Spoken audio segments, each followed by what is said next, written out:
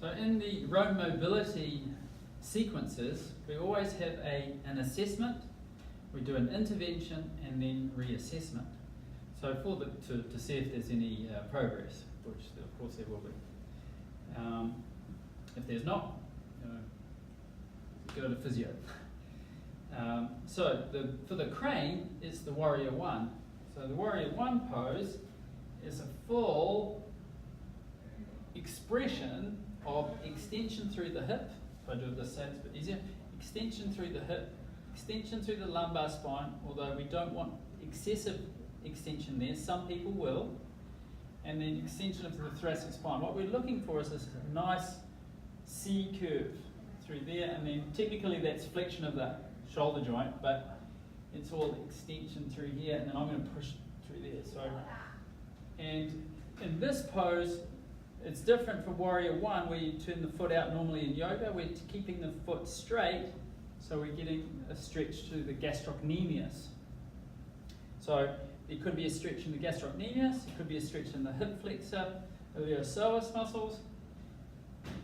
Opening up through here, so it's our sort of first good look at the extension of their thoracic spine, how flexible they are, and then up through. So arms can come up, weights on this leg, front leg, and extend back, looking up, and hopefully we've got a nice smooth curve. This is my critical animal, so this is the tightest part for me, which is my hip flexors. But that's our, we're going to do both sides, and we come back to that regularly after each intervention, and we ask, is it the same, better, or worse? If it's better, we can think, okay, that's a good stretch for me, I'll make sure I do that more regularly. So that's the full expression of the crane, which is our push movement. Alright, so our first static stretch, if you like, is a thoracic spine mobilizer, but this is what I call level 1, and it's a static position. The only thing that's moving will be the diaphragm, and the diaphragm will be the resistance. Now, what we're aiming to do is we're going to do this horizontally, and we're going to start probably, if you're a female, at the bra line, or maybe just below your shoulder blades. But the best place to start, if you look at the spine, my spine, you look at where's the biggest part of the curve. What you want to do is put it on the biggest part of the curve and then line it, because that is going to cause you to extend your spine. And then you're going to stay there for at least 3 minutes, diaphragmatic breathing. If you do diaphragmatic breathing, you will relax. Impossible not to. What we want to do, it takes 3 minutes for the ligaments of the spine and the muscles to say, oh, this is okay, I'll relax, I'll chill. So that's why we're holding for 3 minutes.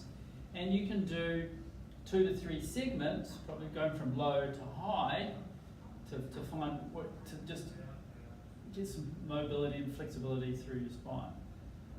When you do it with your clients, you may not have a foam roller like this, so just roll up a long towel, like a shower towel, roll it up, and then put that through there, or just get a small hand towel as well, and you can put that horizontally.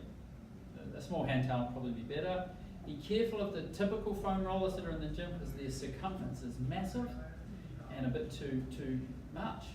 If that's the case, then get something for the head, because otherwise the neck's in this position, and the older you are, the less you want to do that, and especially if they feel dizzy, stop straight away, because that means the vertebral artery is getting occluded, which is a precursor to a stroke. So if you're doing this and they feel dizzy, take that away straight away, stop that exercise. Say, go to your doctor. Right, so that's what it looks like. So it's about there for me. I'm going to come down, put that down, and all I'm just going to do is go.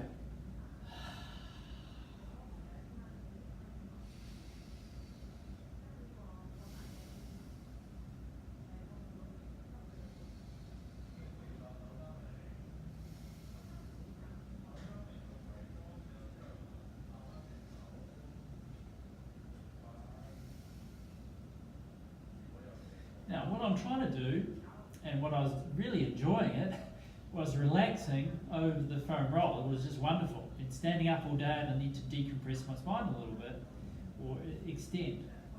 So it's a really good thing to do if you've been in an office environment all day to the end of the day. Do it up to 15 minutes if you like. But we're not going to do that for this video, and I don't recommend you do that with your clients in an hour session. Just 3 minutes is good enough. So we want diaphragmatic breathing. This is where I teach my clients diaphragmatic breathing, which is more about breathing. When you breathe in, the belly rises for the first 2/3 of the breath. The last third, and of course it's going to breathe sideways as well.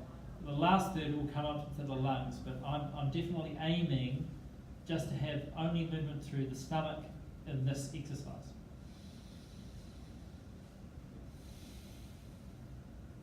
And every time you exhale, and breathing through the nose, every time you exhale, make it like a sigh, and over 2 or 3 minutes, the discomfort will dissipate, will go away. There should be a bit of discomfort, and which you can have by, I prefer bent knees, because having the bent knees, you round out your lumbar spine, and it then focuses the extension on the thoracic spine. If your legs are straight, the lumbar spine is going to extend, especially if they've got tight hip flexors or tight quads, and you're going to compensate through arching the spine. And compensate means you're taking the extension off here, and then people will say, oh yeah, it's no problem. They say, oh okay, how about you do this? Bend the knees, and they'll go, oh okay, that's made a difference. Which also tells you that when they're putting stuff above arms overhead, that they compensate in the lumbar spine for a tight thoracic spine. And you'll see that if you're doing a shoulder press, the hips will sway forward and they have this big extension. Right? It's because their thoracic spine's tight, their lats are tight, and their lumbar spine's compensating for it. Most likely to have sacroiliac joint injury. So you do this for 3 minutes, and then you would just say, move down 1 inch, because 1 inch is the height of the vertebra of most people, and then you go, okay, is there discomfort, or just a little bit, or no, nothing. Okay, so if there's no nothing, then just you can either just say, okay, we'll just go back, let's just do another couple of minutes at that tight spot and relax, or you just stop and move on. To come out of it, most people will want to do a sit-up like this. Okay? We want to just roll. Just roll and come up just nicely like that. So that's thoracic extension, horizontal, it's segmental to each of the vertebrae in the lumbar spine, and when you come up, you ask them how they feel, and they might be a little bit dizzy, and that dizziness is because just the circulation is improved, it's not constricted, it's opened, and they might say something like, I feel taller. Now, when you make a client feel, or not make, when you empower a client to feel taller, they actually are also empowered with confidence and courage, because it's improving their testosterone, decreasing their cortisol. So the lung meridian and the lung element is the metal element in traditional Chinese medicine, and they have positive and negative emotions. The negative emotion is depression, like that. Depressed people go like this, right? They're protecting their internal organs, and courageous people are up and have good posture. So that matches very well. That's a very interesting component of traditional Chinese medicine and use of the emotions with exercise. And as fitness trainers, personal trainers, health coaches, exercise kinesiologists, whatever, yoga instructors, we're aiming to make them walk in our door if they feel bad, but leave feeling better. So that's why posture is so important, and that's the big benefit of the crane, is to open this body position and feel empowered. What we're doing is we'll do it from side-on position. It's going to be single leg, and we're working the calf, definitely the hamstrings and the glute and the low back. So if we call that a hinge movement, or I prefer to call it a bend, but it's easier to imagine that that's a hinge. the hinge movement, where it's just a small knee flexion but a large hip flexion, and then straightening up. And the straightening up is using the glutes and the hamstrings. So the exercise side on is single leg. I have good balance first. I really have to concentrate on move slowly, so my knee's going to move, the shoulders and the knees are moving just a little bit, and then to come up, the hips and shoulders raise at the same time. I'll squeeze the glute and put my hand on the glute to keep that working. Push your foot through the floor, grab hold of your hamstring and push your glute. So that's what we want to work, and we're working in a bend pat position. Like that, it's quite tricky to do while you're talking. Change leg, we'll do a front arm. So I'm working both legs, and generally, one leg will be better than the other. So we're only going as fast as you can control, and we're only going as far as you can keep the arch in the back through there. So a lot of people will try and come down here like that, as if they're picking up a pen off the piece of paper, or off the floor. But keep the arch in the back, abs engaged, and push your hips forward.